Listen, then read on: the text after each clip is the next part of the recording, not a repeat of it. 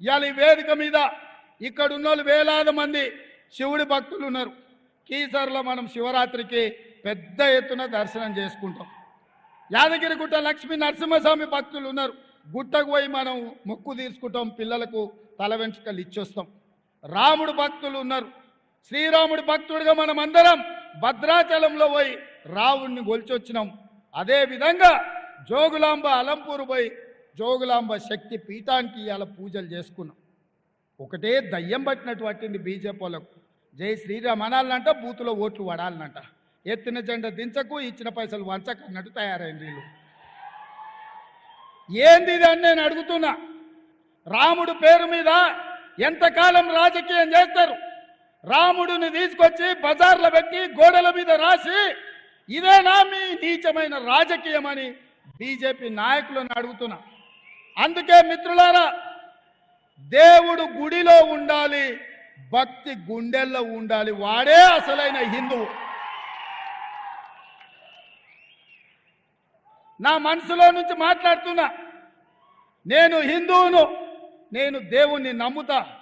దేవుడి నమ్మకం నా విశ్వాసం. ముస్లింలు మహమ్మద్ ప్రవక్త నమ్ముతారు, క్రిస్టియన్స్ యేసు ప్రభువు నమ్ముతారు, సిక్కులు వాళ్ళ దేవునికి మొక్కుతారు. ఎవడి ధర్మము ఎవడి జాతి వాడిదే. ఎవడి ధర్మాన్ని వాడి జాతిని గౌరవించుకోవడం వాళ్ళ హక్కు. రాజ్యాంగం మనకు ఇచ్చిన అధికారం. ఇదేం కర్మనో దేశంలో ప్రధానమంత్రి నుంచి మొదలు పెడితే కమ్యూనిస్టులను ముసుగు తోడుకున్న ఈటల రాజేందర్ కూడా ఈరోజు ఇట్లా తయారైండయా. అందుకే దేవుడి పేరు మీద, మతం పేరు మీద రాజకీయ వ్యాపారం చేసేటోళ్లను పొలిమేర్లు దాటే వరకు తరమాల్సిన అవసరం ఉంది. శాంతి భద్రతలను కాపాడి మత సామరస్యాన్ని నిలబెట్టి ఈ నగరాన్ని అభివృద్ధి చేసే బాధ్యత మన ప్రభుత్వం తీసుకున్నది, మనం తీసుకుంటాం. అందుకే మిత్రులారా, ఇవాళ వివేకంతో మనం వ్యవహరించాలి.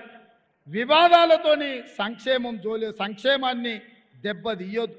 అందుకే ఈరోజు బీజేపీ వాళ్ళకు చెప్పుకోవడానికి ఏంది లేదు.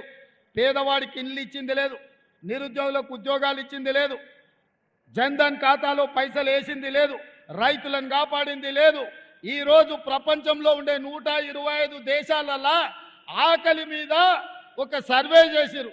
ఏ దేశంలో ఆకలి ఎక్కువ ఉంది, పేదల అన్నం దొరకక చస్తున్నారని సర్వే చేస్తే భారతదేశం 111వ స్థానంలో నిలబడ్డది. 125 దేశాలు ఉంటే ఈ దేశం ఆకలి ఇండెక్స్ లో 111వ స్థానంలో ఉంది. నిజంగా నరేంద్ర మోడీ గారు సిగ్గుతో తల వంచుకోవాలి. పాకిస్తాన్, బంగ్లాదేశ్ కంటే భారతదేశం వెనుకబడ్డది. ఇంత దరిద్రం దేశంలో తాండవిస్తుంటే మతం ముసుగులో రాజకీయ ప్రయోజనం కోసం ప్రయత్నం చేయడం ఇది మంచిదా?